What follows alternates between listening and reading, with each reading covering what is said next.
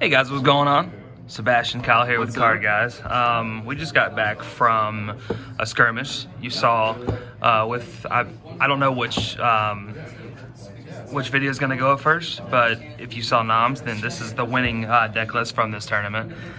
Sebastian, you ended up playing. You've been on Chane since the pre-release. You won. Exactly. You won the mat with Chane, and you just got hooked. Exactly. And the amount of changes we made to this deck over the last couple months has been absurd. Even the day before the skirmish, I made like 4 changes to the blues, and that's what I think it actually really helped me a lot. Okay. Those last couple changes. Awesome. Well, go through your matchups you had yesterday, so people kind of understand what you had to face through. So the first round, unfortunately, you go to an event, you play your buddy. Nam was the first one, so it was Levia. Oh, so you ended up beating him round 1. Yeah. You went undefeated throughout this entire tournament. Yeah, it was 6-0 total after top cut. Yep. And then second round it was dash, aggro dash, so just boosting, trying to get maximum velocity as fast as possible. I felt like I had pretty much control. He missed, he didn't do maximum velocity because I kept his hand low, so we're doing pretty good in that matchup. And then I believe it was round 3. You and I played. Yeah, round 3. It was Dory. Yeah. Tough match. That was a very close match. Very close match. I need to definitely test against Dory more. I made a couple misplays, but he won because of this card.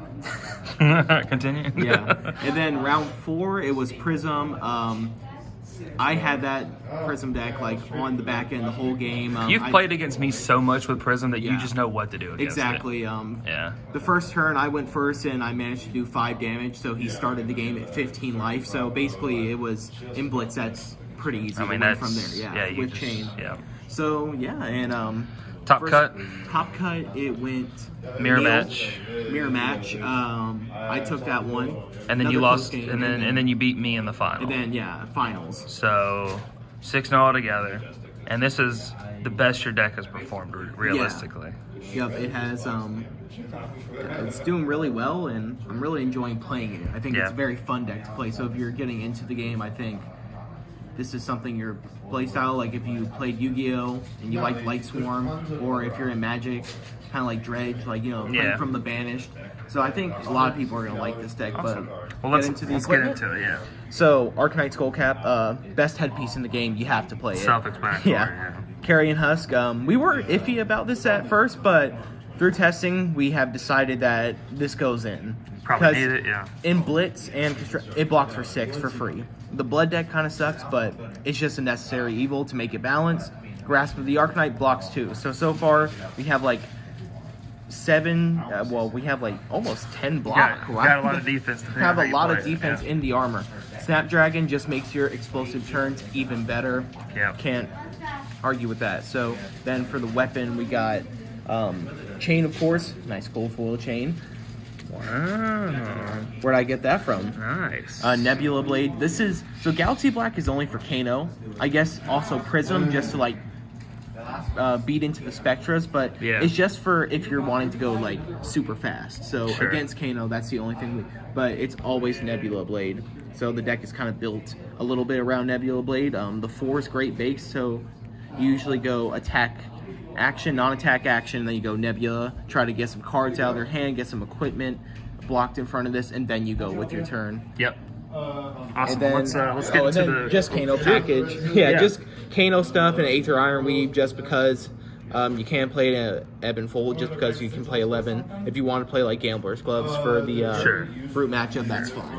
All right, let's get into the So first we have non-attack action. So we have Seeds of Agony Red. It's a must. Replay 6 Seeds, spoiler alert. It's an amazing card. It makes Chane. The arcane damage really does add up over time, and I think people kind of don't respect the arcane damage sometimes if they don't play a null rune, you can just kind of overwhelm them with the arcane damage. So we play Shadow Puppetry.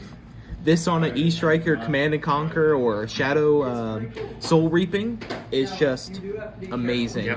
It's really great. And it turns on Nebula Blade. It turns on turns on a lot of stuff. It turns on a lot of stuff, makes your big turns even bigger. We got Bounding Demigon Red. E-Strike. It's one of the really, E-Strike is just insane as a card. I love this card. Even if your hand isn't that great, as long as an E-Strike can make your hand pretty decent. If you have like a 2-3 card hand, you just play non-attack action, swing with the Nebula Blade, and then you go E-Strike for 7. That's a good turn. Yeah. Command and Conquer, you're playing Blitz, so you have to play Command and Conquer. The 6 is great against Prism. You know, threatening the arsenal, just great card. Don't even have to speak about it. And then the one specialization we play is, because we can only have one, this card is just amazing if you can draw it. It attacks for 6. It generates resources, so instead of paying its cost for 6, you can banish a card with one or more cards. So it's just banish a card, and if it has Blood Debt, you gain a resource for every card with Blood Debt. So if you banish 2-3 cards with this, you gain 2-3 resources. Exactly. All right, and 2 Razor Reflex. All right, cool. Yellow. And then we have the Marvin Skies. Wait, one yellow? One yellow is just the powerhouse yellow. It blocks for 2, so you don't want to play too many because you want to make sure your numbers are right. It gives the next Runeblade attack Go Again, so not shadow actions, but Runeblade. And it has Go Again, and it plays for 0. It's a non-attack action, nothing. Great card. Seeds yellow, so just a great card. Plays from Banished. Deals an arcane with a 1 or less. Yep. Vexing Malice. People, this is great for stealing games because people, they just run the 1 Arcane Barrier 1, and you go. You slip in the extra arcane. You go, okay, deal 2. If they don't have a sigil, that's basically GG. And then, of course, one of the best cards in the deck, Art of War. This card is crazy. It's actually, it feels like it was made for Shadow. So usually the modes you're picking are the Go Again and the Banish one to draw 2, so it actually becomes a +1 because you just banish something that you can play from. Exactly, so it becomes a +1, which is just amazing. Yep. Okay, and then we're getting into the blue. So my tech is like 1 Plunder Run. Sure. 1 Plunder Run blue. I mean, I just like it. It plays for free. I don't really arsenal it that often to get the +1. I just like playing a blue non-attack action that has a really good effect. The only reason I did stop playing as many is because it does not block for 3. Sure. Seeds, blue. Gotta play. Exactly, gotta play them. Blue Marvin Skies? Yep, it's great.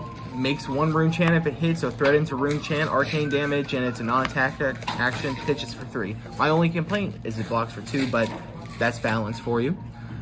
This card, I love this card when you do have like a huge, you know, Blood Debt hand, and you can just like use this to go into more, like, because this effect is you can play this from the banish, and if you banish a card from Blood Debt with your hand, this gains Go Again. So it's just like making you have like 3-4 attacks in 1 turn, but usually it blocks You're for able 3. to go wide, so. And yeah, going wide is very important in this deck, and pitches for 3 and it blocks for 3, so all around great card.